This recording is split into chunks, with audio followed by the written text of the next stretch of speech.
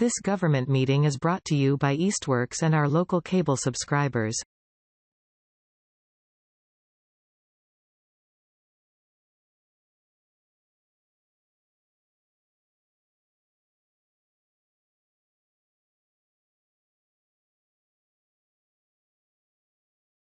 Okay, I'd like to call to order the November 13th, 2025 meeting of the Easthampton Historical Commission, public hearing for demolition delay, hearing on the 336 Main Street. Okay, so welcome everybody. Got a sign-up sheet going around. I guess we'll take care of that. What we're going to do is we'll start with give us a description of what you want to do, and then we'll open it up for questions with the board members and public speaking after that. Sure. Thanks everyone. My name is Jay Patel. I'm Naresh's partner. I wrote a quick narrative summary. If you'd like me to go through it, I can, or I can just talk briefly. Yeah, please. So, to the members of the Easthampton Historical Commission, thank you for the opportunity to present the conditions and circumstances regarding the property at 336 Main Street, known historically as the James H. Lyman House. We fully respect Easthampton's historic fabric and understand the purpose of the demolition delay process. Our goal is to provide a clear, factual narrative demonstrating that despite the historic listing. The structure has deteriorated to a point where preservation's not really feasible, safe, or financially possible. Structural and safety deficiencies. We had a professional engineer inspection by TAM Engineering on October 31st, 2025, documented foundation seepage, mortar loss, sagging ridgeline, rot from long-term moisture, powder post-beetle damage, roof valley deterioration, missing trim, and compromised framing. The report states the building is nearly in disrepair and will become uninhabitable. Continuing exposure, and I have that inside of your file labeled 1. The building is also deemed uninsurable by KSK Insurance Agency. We received a letter labeled 2 in the file that basically issues a letter stating that we're unable to obtain property insurance due to the age of the building and the condition of the wiring, plumbing, and heating, roof, and concerns regarding structural integrity. We have limited liability coverage currently. That happened post a insurance inspection that happened at the property, where they deemed that they will no longer give us coverage. The building cannot be financed. Active knob and tube wiring remains throughout the structure, making the building ineligible for conventional financing. Banks require full electrical replacement, along with addressing roof leaks, plumbing deterioration, and foundational issues. Repairs exceed over $100,000 before rehabilitation can really even begin. I just got this from Whiteley Electric. I don't have multiple copies, but you guys can use that for now. As well as in the engineering report that's labeled 1. That kind of goes into all of that. And honestly, there's just tenant safety and habitability concerns despite efforts to maintain safe occupancy. One tenant moved out within a month due to conditions, and remaining tenants have been formally notified to vacate, which is going to occur at the end of this month. Structural instability, electrical hazards, roof leaks, and moisture conditions pose significant safety risks. If you go all the way to the back, labeled 7, there's some pictures of the inside of the house where there's quite extensive water leakage and damage. Number 5, municipal records confirm deterioration. So if you look at the, let me know if I'm going too fast, by the way. If you look at the vision card that is labeled 4 in the packet, it also says that from the vision ID card through the municipal of Easthampton, it's rated in poor condition, the asset's current condition. So It was constructed around 1800 to 1860. I don't think there's an exact date, but the building original materials have exceeded their useful lifespan. And the property sits outside of Easthampton's core historic district and is a little bit isolated in the inventory structure within a mixed-use corridor, which I kind of point out in the screenshot taken in image number 3. We attempted good faith rehabilitation preservation. That was the original intention. We bought the property originally to simply rent out with aforementioned issues with habitability issues and the cost to properly fix this. There's just a lack of financing options, safety issues, and prohibitive repair costs that's rendering the preservation infeasible. Therefore, we proposed a redevelopment where we're proposing constructing 12 units that you can see in the plans laid out in front of you. That should match or mix in well with the neighboring properties and color schemes, et cetera, as well as provide housing that the town really needs. Conclusion really is, given the structural deficiencies, insurance refusal, financial infeasibility, declining habitability, and safety concerns, we respectfully request that the Easthampton Historical Commission lift the demolition delay for 336 Main Street. Demolition and redevelopment represent the most responsible option for the property, the neighborhood, and the city of Easthampton. Respectfully, Easthampton Mahadev. Naresh couldn't be here today, but he supports the narrative here. So, Okay, thank you. A little bit to get through. So yeah. a lot of information here. I'm glad that I was able to run through it quickly, but yeah, any questions, let me know. I think one of the first things, the other commission members looking to take a tour of the building. Sure. Yeah. I'd like to get this moving as quick as possible. We can get back to this and give you a decision. It's good for you guys. Me? The weekend. This weekend. I mean, but yeah, Saturday? also I said you said tenants there's still tenants occupying it. Yeah, but we can give notice and have you guys walk through. What weekend are you considering? This coming weekend, following? Saturday? This Saturday. Saturday? Sure. Thanks. Let us know what time. We can provide an email if you guys want to I mean, coordinate. also with respect to the people who are living there, Yes, of course, So you- being reasonable to them. Yeah. that's good, 11 a.m.? Aim for that. All right, we'll post notice, and then if there's an email or a contact information that. Right. So That's fine. Contingent on I'm concerned that. about the residents, so being fair. It's good for you? Yeah. Okay. Now, the other issues or questions, said I need to take a look through this stuff first, Of course, yeah. obviously.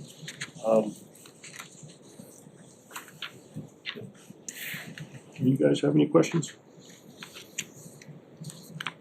John? Yeah. Will we go first? Zach? So my question is about, your plans are, I assume, to demolish it, to bulldoze it? Yes. So have you made any attempt at all to find a buyer for relocation or reconstitution?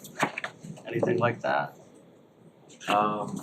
We haven't listed it for sale. We haven't currently done that. We weren't even aware it was a historical building when we started the plans for something else. When we realized that it was unfinanceable and uninsurable, there is a company which we've seen that potentially moves these buildings and structures. However, with the instability of the structure deemed by the engineering reports, we didn't really see that as very feasible. So you had an assessment made? There's a engineering report that kind of goes in and talks deeply about the foundation and the structure being compromised.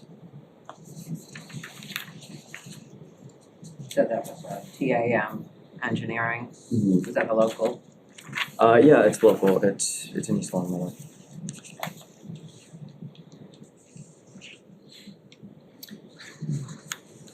Yeah, I'd be interested to know what specific structural damage or lack of constitution specifically. We've had a lot of folks that have come in, you know, a lot of photographs of that kind of damage and stuff, which really helps us to see what's going on. Yeah, the photos I provided so far is mostly in regards to the water leakage and damage. But it goes into, and we can definitely get some photos and send them back to you, but it mostly goes into wide cracks observed in the portions of the building foundation.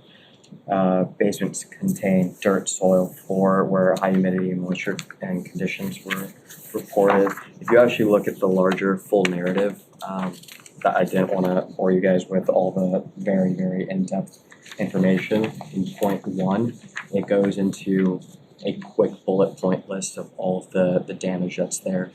Significant moisture seepage through brick foundation, areas of foundation mortar loss and degradation, dirt floor basement and high humidity, and long-term rot conditions, powder post-beetle damage throughout the old timber joists, long-term sagging of the floors, deflection of framing, sagging gable, roof ridge indicating attic framing distress, and localizing roof valley deterioration, activates, etc. That's just a summary of the report that he's provided. My question was the same. Whether there's been any attempt to see if anyone would want to.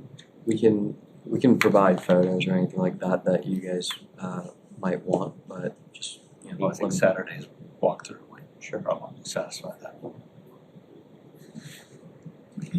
I don't know, when you said like $100,000 just to get it, actually, I can't remember exactly how you said it, but $100,000 to get it up to, I'm not sure what type of standard. I understand knob and tube is a very common thing that many of us in the room have had to deal with in our own places that we live in, so like that in itself wasn't a factor. So I think that's part of why, you know, we would love to.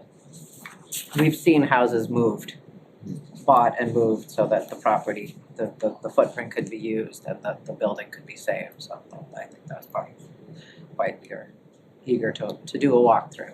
It's not to be difficult. Yeah, of course. Yeah, it was definitely one of the first issues that came up when circling financeability with the bank. This was kind of a cascade of events where we went to go get financing on the property. We only purchased it within the year. And then the bank noticed that there was knob and tube, and that was quite deteriorated as well.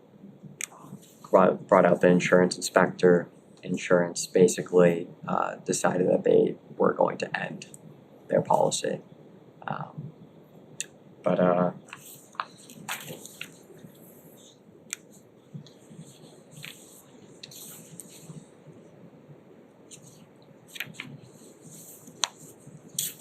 Okay, you guys satisfied so far?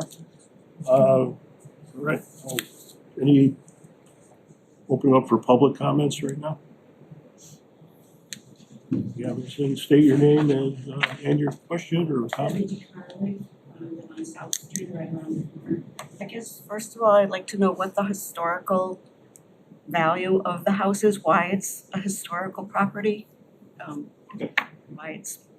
Yeah, I mean, it was Here. built around 1860, I believe, by the Lyman family, maybe somebody else before that, but and they were dairy farmers, and he actually formed a collective, the Hampton Dairy Collective, and this manufactured butter and other dairy products at that location.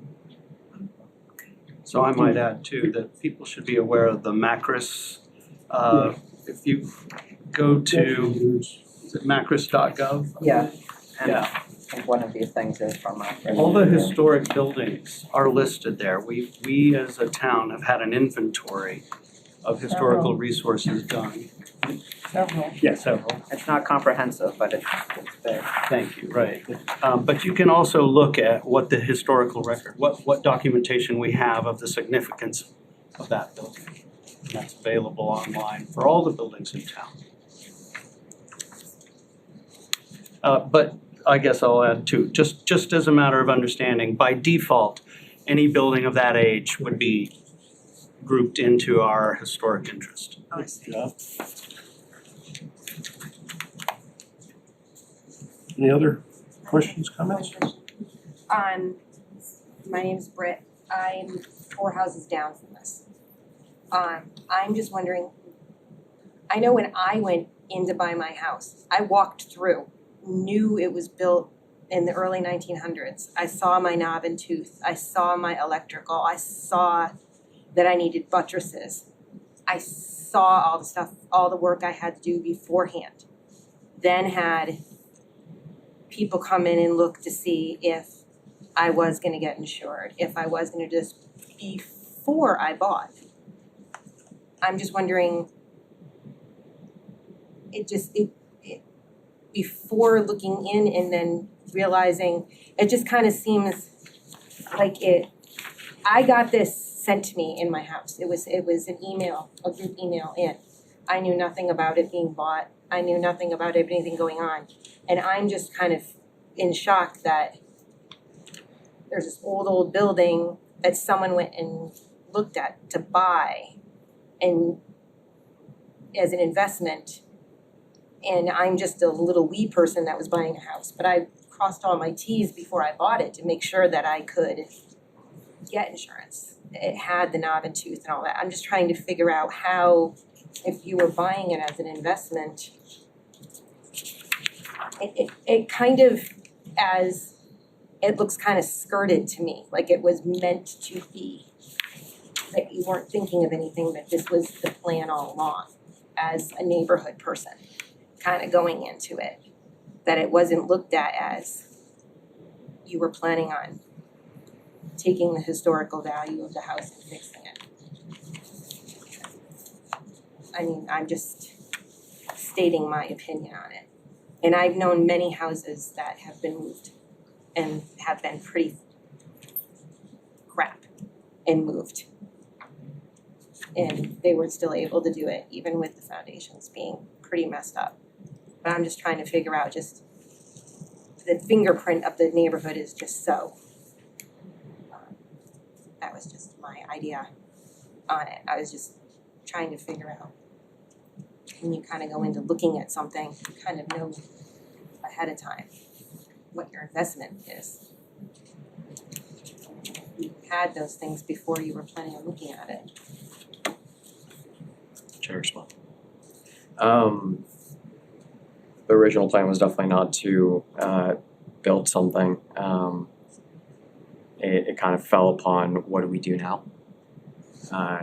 We bought the property in cash. There was no financeability issue because we didn't seek financing at first. An insurance policy was issued and then later revoked, which became a later issue where, you know, we can't have individuals in there where we can't obtain proper financing without investing a significant amount into the structure, the knob and tube, et cetera, that you know, from a financial metric standpoint doesn't you know, correlate or make the math make sense, basically. With that said, there was no ill intention in buying the property. We really did plan on having tenants in there. We had a tenant in there originally, moved out within a month after noticing a lot of issues around the property. And then when the insurance was told that it's going to lapse, we we told the current tenants that they have to move out because we can't take on that risk.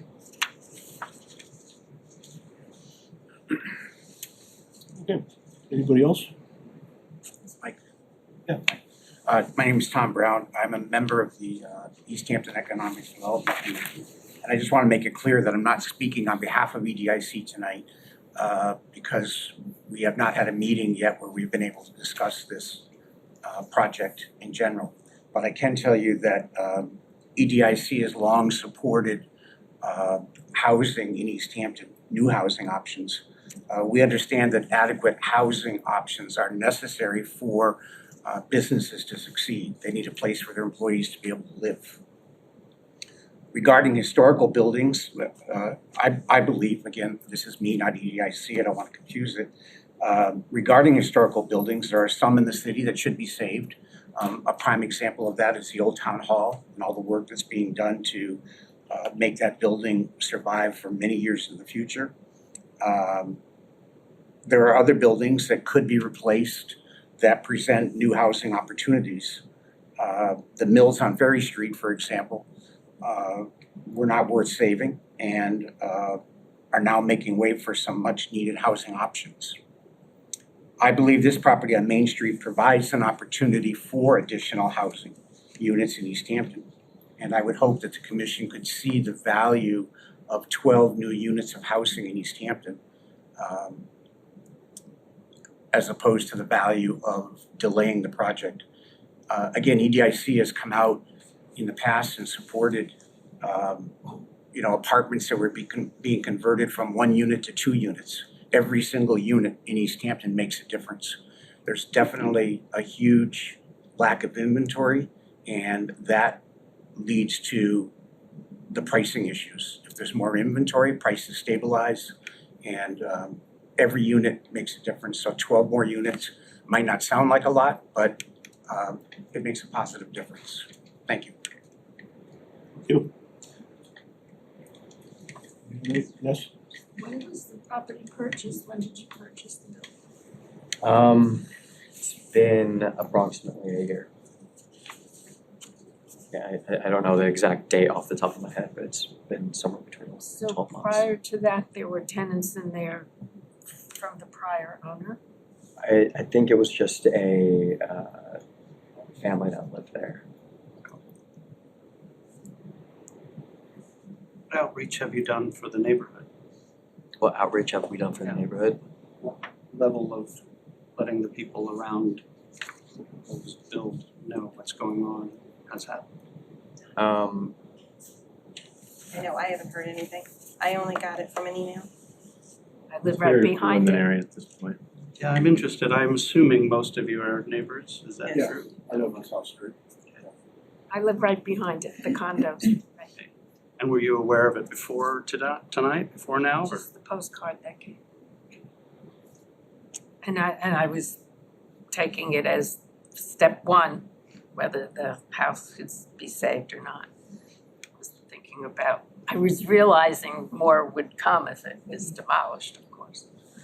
Well, I know I'm always interested in hearing people who would be most affected and your opinions about balancing the character of the neighborhood versus the need for more affordable housing.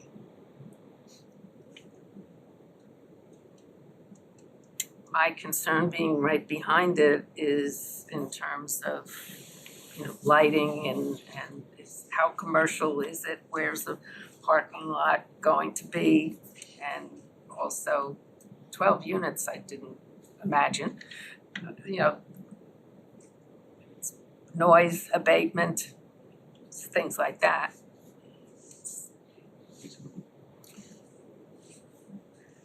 I don't want to jump to any conclusions, but I would assume all those issues would be discussed in the approval process, the building permit process.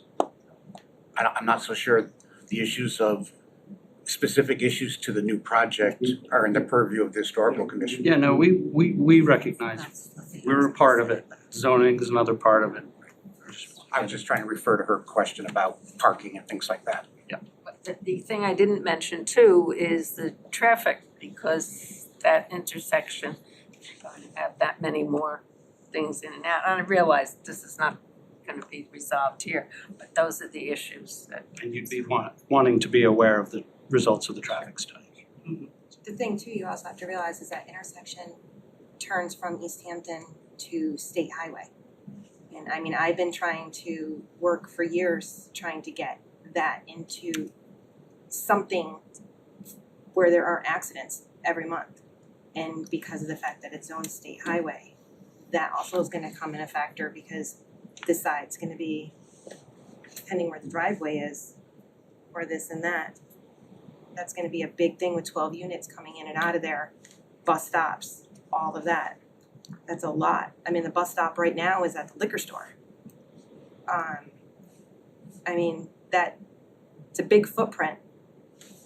And then it's gonna come right out onto that sidewalk, right out onto that intersection.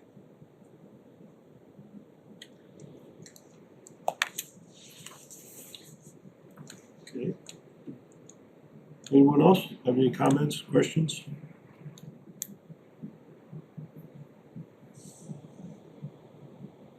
No?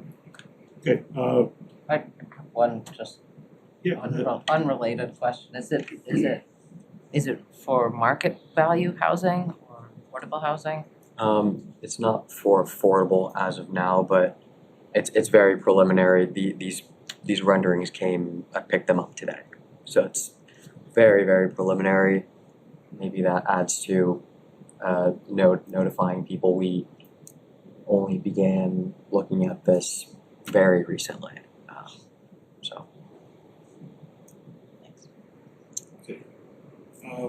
So if there's no other comments right now, we'll close the public comment period.